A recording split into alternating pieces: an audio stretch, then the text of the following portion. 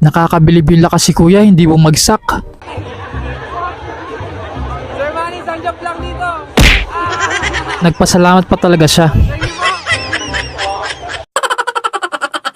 Minsan na nga lang matuloy ang outing, wala pang dagat.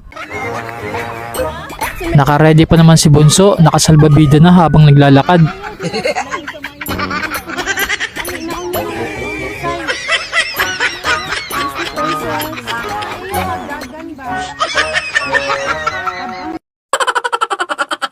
Buti pa si ate, hindi na kailangan yumuko pag bababa ng jeep.